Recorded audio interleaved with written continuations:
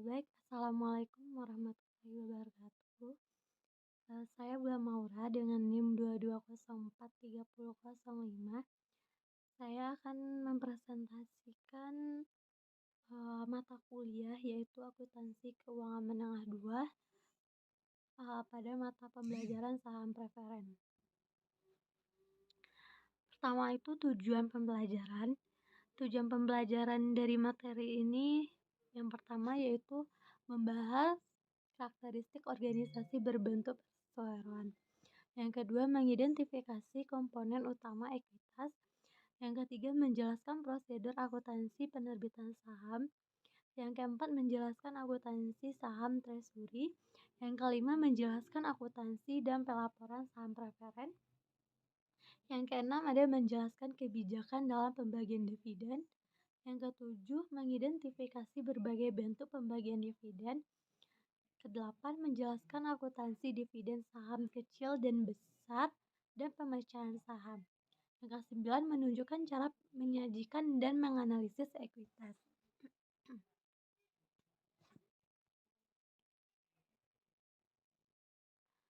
Selanjutnya itu ada organisasi berbentuk perseroan.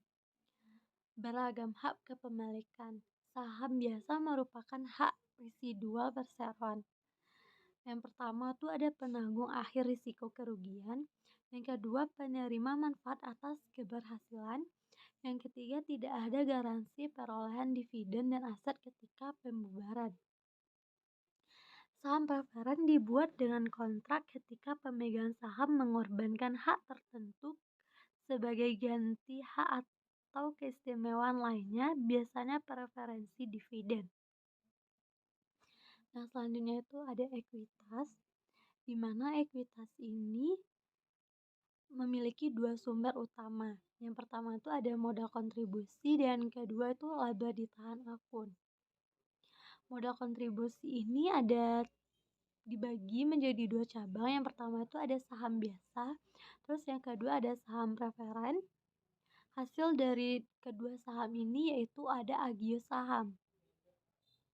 Nah, yang selanjutnya itu ada laba ditahan. Kalau laba ditahan ini dia emang stop di sana.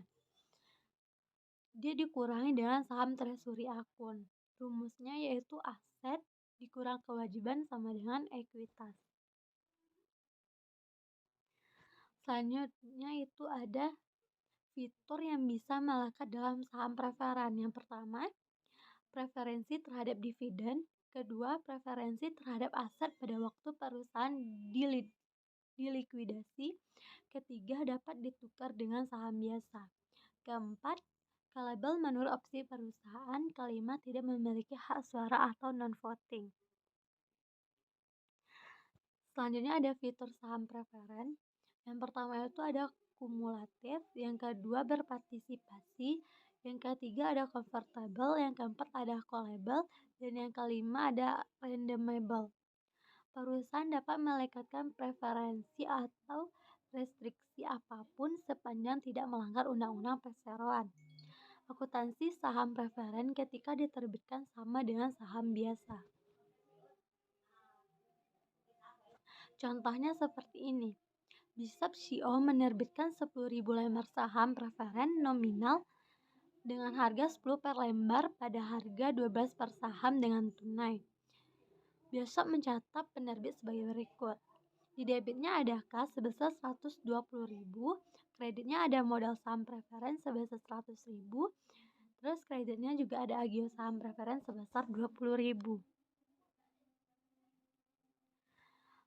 Sangat sedikit perusahaan yang membayar dividen dengan jumlah yang sama dan laba ditahan yang secara legal tersedia. Mengapa? Alasan yang pertama yaitu memenuhi kesepakatan dengan kreditor. Yang kedua, memenuhi persyaratan pendirian oleh negara. Yang ketiga, untuk mendanai pertumbuhan dan ekspansi. Yang keempat, untuk meratakan pembayaran dividen. Kelima, untuk membentuk cadangan terhadap kemungkinan kerugian. Selanjutnya ada jenis-jenis dividen. Yang pertama ada dividen tunai, yang kedua ada dividen properti, yang ketiga ada dividen likuidasi, yang keempat ada dividen saham. Semua dividen kecuali dividen saham mengurangi ekuitas total dalam perusahaan.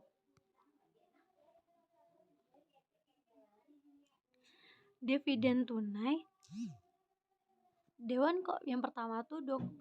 Komisaris memutuskan untuk mengumumkan dividen. 2.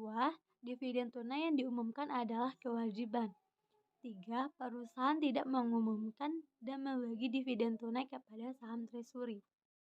Ada 3 tanggal. Yang pertama itu ada tanggal pengumuman, 2 tanggal pencatatan, dan yang ketiga tanggal pembayaran. Contohnya, Broadway Flag Corp pada tanggal 10 Juni mengumumkan dividen tunai 50 sen per saham untuk 1,8 juta lembar saham beredar yang akan dibayar pada 16 Juli kepada semua pemegang saham yang tercatat pada 24 Juni.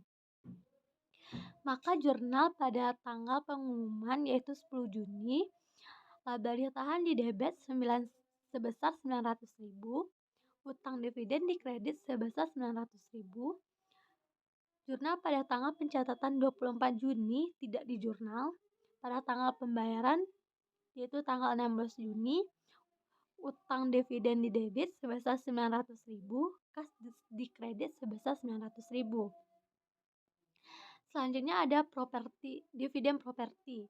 Yang pertama, dividen yang dibayar dengan aset selain kas.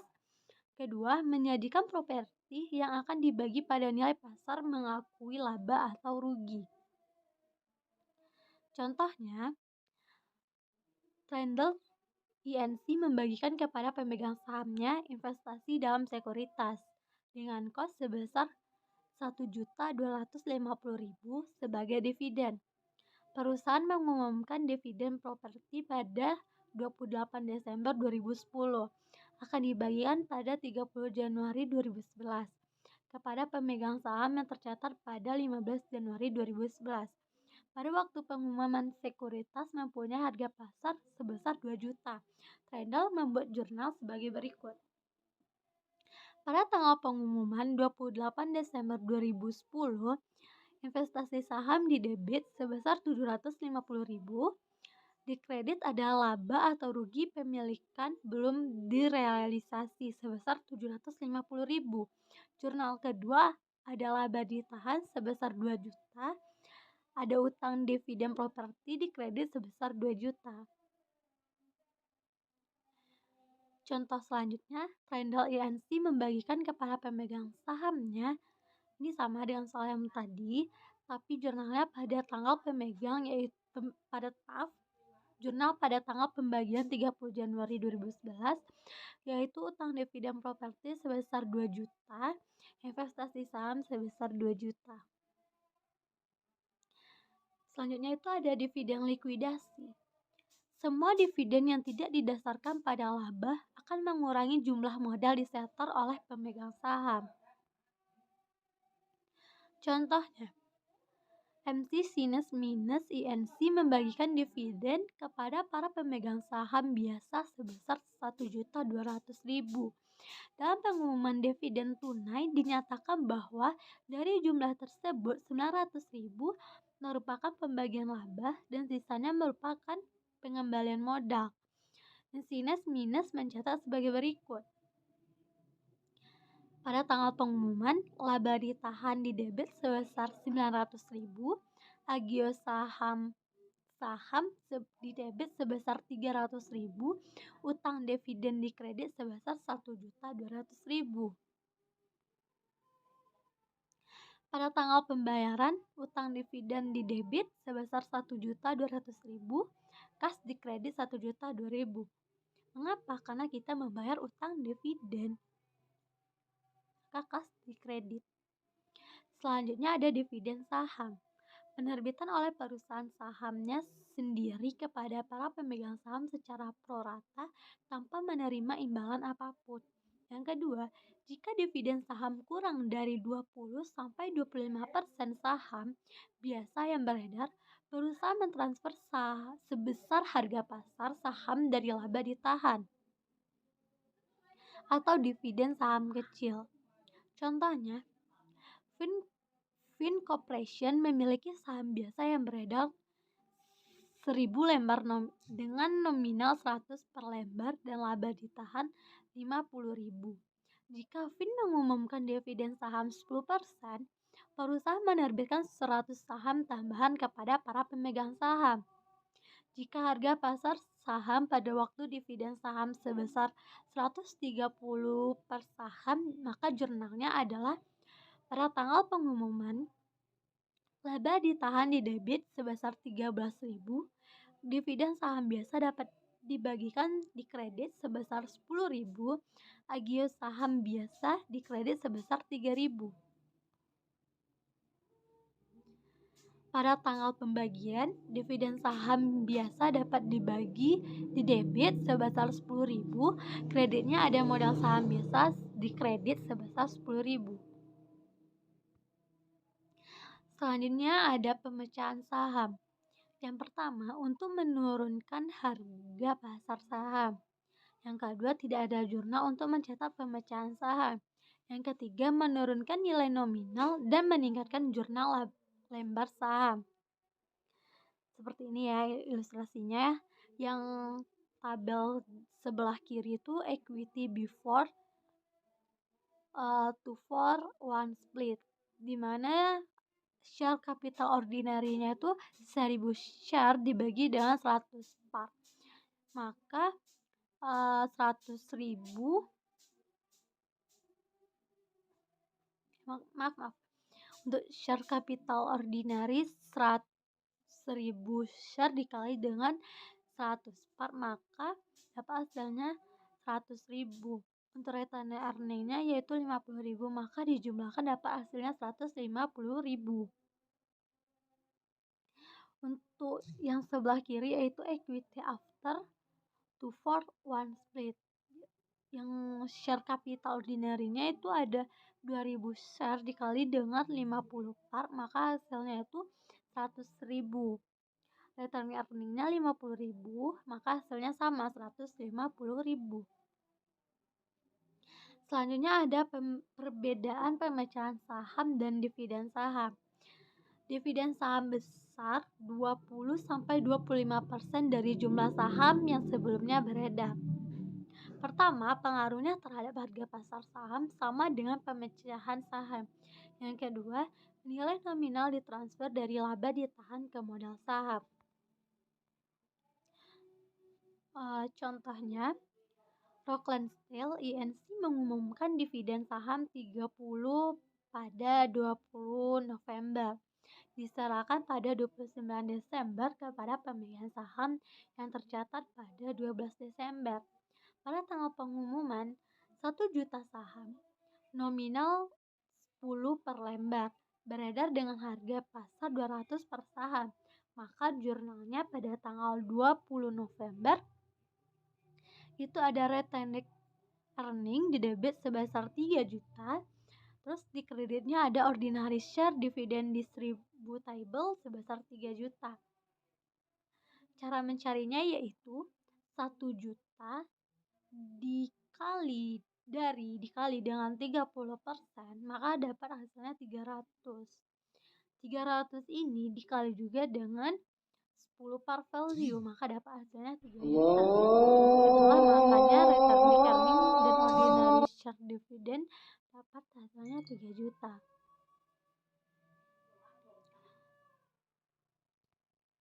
Selanjutnya itu ada penyajian dan analisis ekuitas. Untuk penyajian ekuitasnya teman-teman bisa melihat di slide PPT ini. Terus selanjutnya itu ada penyajian laporan perubahan ekuitas. Teman-teman juga bisa melihat di slide PPT ini. Ini ada contoh. Gebers Inc. memperoleh laba 360.000, mengumumkan dan membayar dividen preferen 54.000, dan rata-rata ekuitas pemegang saham biasa 2.550.000.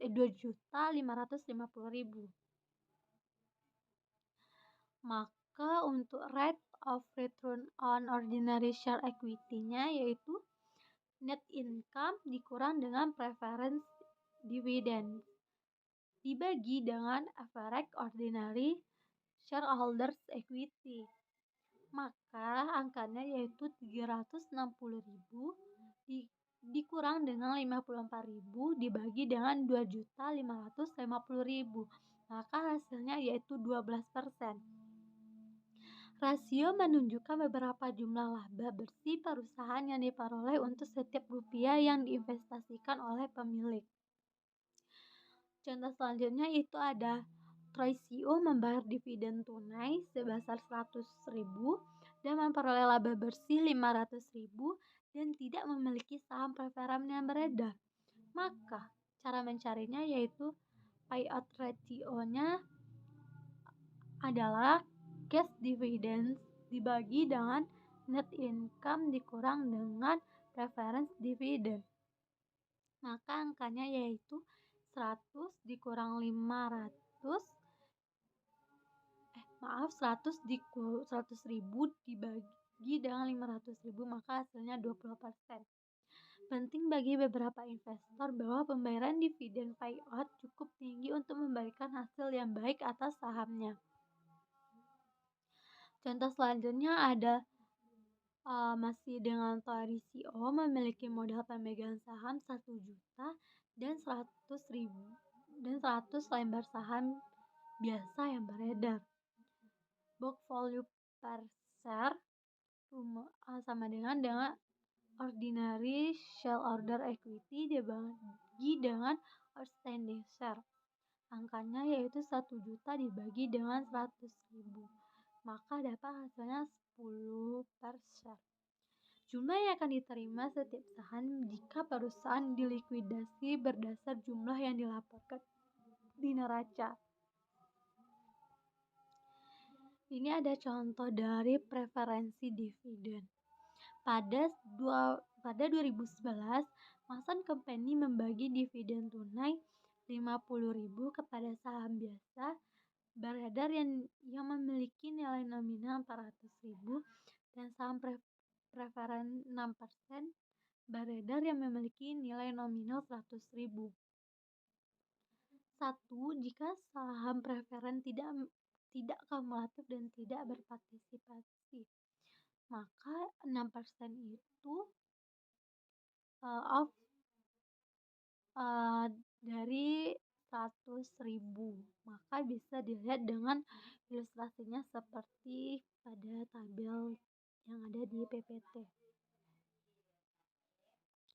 Untuk contoh selanjutnya, pada 2011 Masan Company memberi dividen tunai sebesar 50.000 kepada saham biasa beredar yang memiliki nilai nominal 400.000 dan saham preferen 6% beredar yang memiliki nilai nominal 100.000. 2.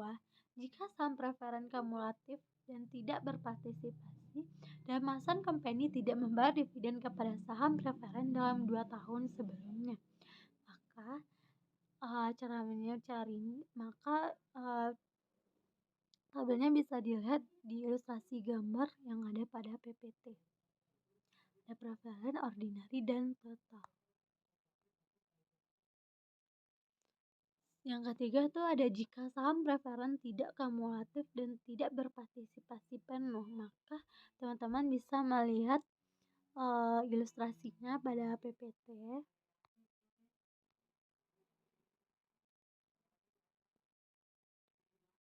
Ini masih sama. Selanjutnya itu ada nilai buku per saham. Nilai buku per saham dihitung dengan cara aset bersih dibagi saham beredar pada akhir tahun. Perhitungan menjadi lebih kompleks jika perusahaan memiliki saham preferen. Laporannya seperti ini. Preferential 5%. Itu ada preference 300. Itu yang selanjutnya ada ordinary share, maka diletakkan di tabel ordinary sebesar 400.000. Yang ketiga ada share premium ordinary, maka diletakkan juga di posisi ordinary sebesar 37.500. Terus selanjutnya ada return earning juga diletakkan di ordinary. yaitu sebesar 162.582. Maka untuk total preference yaitu 300.000 dan total untuk ordinary sebesar 642.000. Untuk share outstandingnya sebesar 4.000 dan untuk value per share-nya ada 152.000.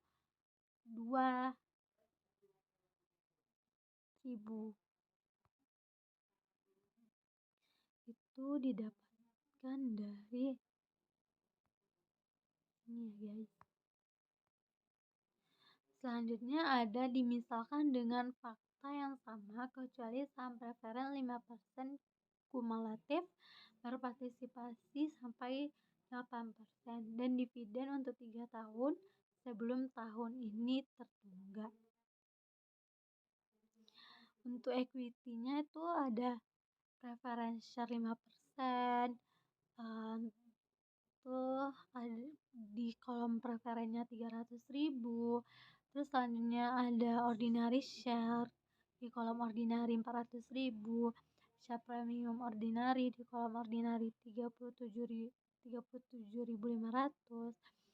Selanjutnya ada return earning-nya, itu ada dividend in arrears 3 tahun dari 5%, maka dia ditaruh di kolom preference sebesar 45.000. Selanjutnya ada current years recruitment 5% itu ditaruh di kolom preference juga sebesar 15.000 dan di kolom ordinary sebesar 20.000. Selanjutnya ada participating optional 3% di kolom preference sebesar 9% dan di kolom ordinary sebesar 12%. Remainder to ordinary, untuk ordinary di kolom ordinary sebesar 61.582. Maka untuk totalnya di kolom preference sebesar 369.000 dan di kolom ordinary sebesar 531.082. Untuk share outstandingnya sebesar 4.000 dan untuk book value per share-nya itu sebesar 132.077. Oke, sampai di sini presentasi saya terhadap materi ini. Jika ada kesalahan, saya mohon maaf. Saya Bulan Maura. Assalamualaikum warahmatullahi wabarakatuh.